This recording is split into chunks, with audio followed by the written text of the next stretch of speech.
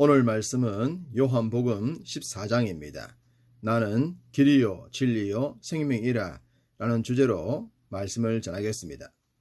지난 말씀에서 베드로는 어디로 가신다는 주님에게 어디로 가시는 겁니까? 라고 물었다가 닭이 울기 전에 내가 나를 3번 부인하리라는 말씀을 듣게 됩니다.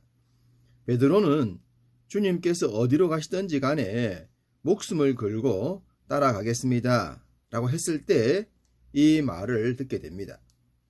자신은 목숨을 걸 정도로 확신했는데 3번이나 부인할 것이라는 말을 들었을 때 베드로에게 어떤 생각이 들었을까요?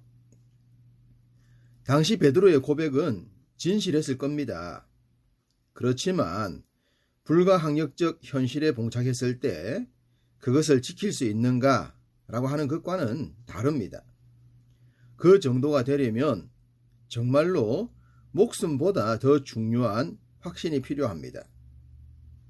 죽음보다 더 가치 있는 것, 과연 어떤 것들이 있을까요?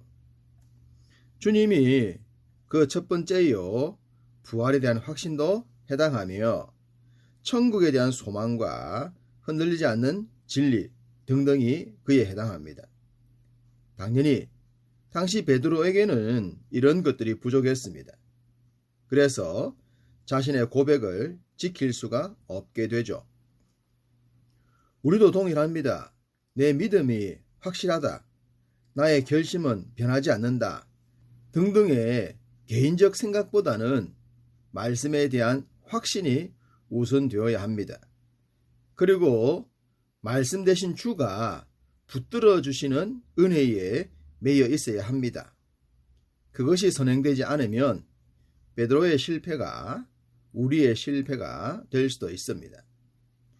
예수님께서 제자들에게 발을 씻어주시면서 자신이 가는 길을 지금은 모르지만 나중에는 따라오게 될 것이라고 하셨을 때 제자들은 당황하고 근심이 되었을 것입니다. 그래서 1절에 너희는 마음에 근심하지 말라. 하나님을 믿으니 또 나를 믿으라고 하신 것입니다. 근심과 걱정과 두려움은 왜 생기는 걸까요? 믿음이 약하기 때문입니다. 믿음이 약하면 그 자리에 두려움이 차지할 수밖에 없는 것이죠. 제자들은 예수님의 말씀을 온전히 믿지 못했기 때문에 주님이 따라올 수 없다는 말에 두려운 마음을 갖게 된 것입니다.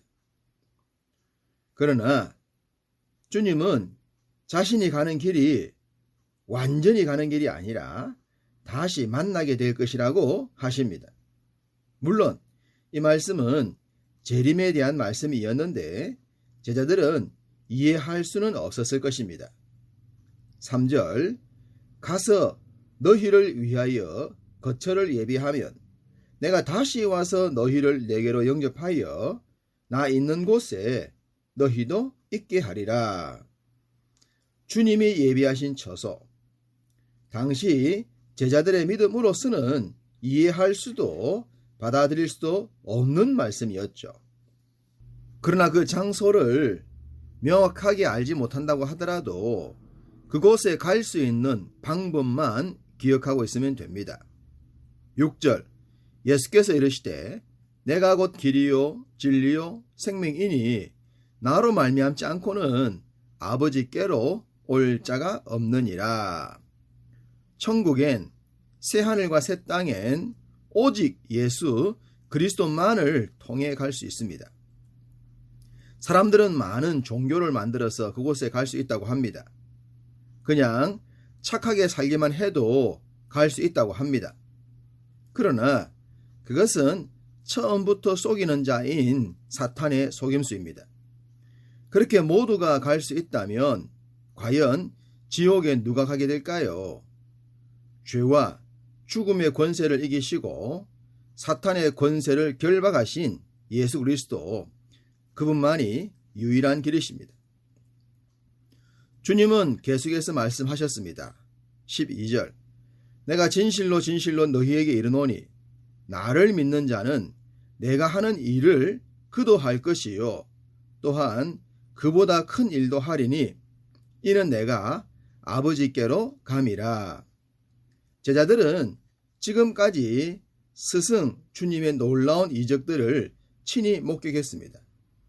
그래서 그를 정치적 메시아로 생각할 정도였죠. 그런데 그런 능력과 그보다 더 큰 능력도 할 수 있을 것이라고 하셨습니다. 그 말을 들었을 때 흥분이 되지 않았을까요? 속히 그 자리에 이르고 싶었을 것입니다. 그렇지만 그들이 주목해야 할 부분은 그것이 아니었습니다. 믿음이 선행되어야 합니다.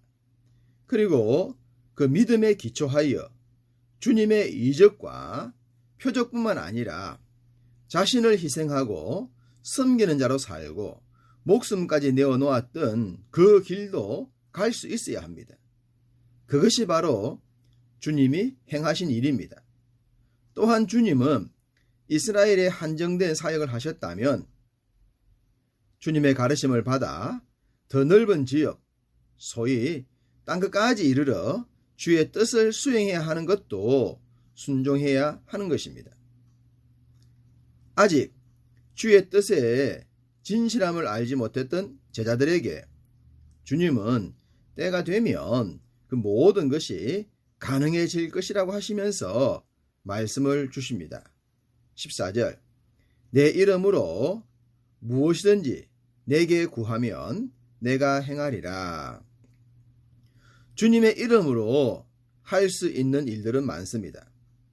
사람들은 기적과 표적을 우선하겠지만 주님처럼 사람을 살리기 위해 희생과 헌신의 삶을 사는 것은 훨씬 더 소중합니다. 그러니 우리가 주님의 이름으로 무엇을 구하는 삶을 살아야 할까요?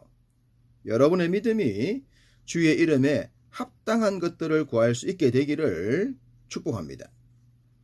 주님은 결국 제자들의 곁을 떠나실 것입니다. 그리고 때가 되면 그 뜻을 알게 될 것이고 성실하게 준행하게 되겠죠.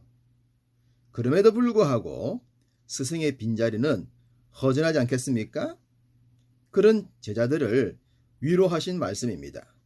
17절, 그는 진리의 영이라 세상은 능히 그를 받지 못하나니 이는 그를 보지도 못하고 알지도 못함이라. 그러나 너희는 그를 아나니 그는 너희와 함께 거하심이요 또 너희 속에 계시겠음이라. 당시 제자들은 예수님의 사역도 온전히 이해하지 못했습니다. 그런데 또 다른 보혜사인 성령님이 오시겠다는 말씀을 하셨을 때에 그들의 믿음과 이해력으로는 도저히 받아들이기가 어려웠을 것입니다. 그렇지만 잠깐은 섭섭해도 그 섭섭함을 채우고 남을 때가 온다고 하셨습니다. 주님이 그 말씀을 하셨던 순간부터 지금까지, 그리고 주님이 재림의 주로 다시 오실 그때까지 성령 하나님께서 우리와 함께 하실 것입니다. 26절, 보혜사 곧 아버지께서 내 이름으로 보내실 성령, 그가 너희에게 모든 것을 가르치시고 내가 너희에게 말한 모든 것을 생각나게 하리라. 천지 만물을 창조하시고 주관하시는 하나님 아버지, 대속주로 오셔서 친히 십자가로 사탄의 사망 권세를 이기신 성자 하나님, 그리고 우리 속에 내주하시며 역사하시는 성령 하나님까지 우리에게 선물로 주셨습니다. 지금도 성령 하나님은 우리를 가르쳐 주십니다. 주의 뜻과 행할 일들을 생각나게 하십니다. 무엇보다 성령님은 보혜사가 되십니다. 우리를 지켜 보호하시는 변호사와 같으십니다. 우리의 약점과 실수와 실패와 부족함을 채워주시는 것입니다. 궁극적인 그날이 왔을 때 그 어떤 허물과 올무가 우리를 낚아채지 못하도록 완벽하게 보호하여 주십니다. 주님은 바로 그 약속을 주고 계십니다. 28절, 내가 갔다가 너희에게로 온다 하는 말을 너희가 들었나니 나를 사랑하였더라면 내가 아버지께로 감을 기뻐하였으리라. 아버지는 나보다 크심이니라. 주님의 뜻을 진정으로 알게 되면 어떤 상황 속에서도 기쁨의 삶을 살 수 있습니다. 감옥 속에서도 기뻐했던 바울처럼 말입니다.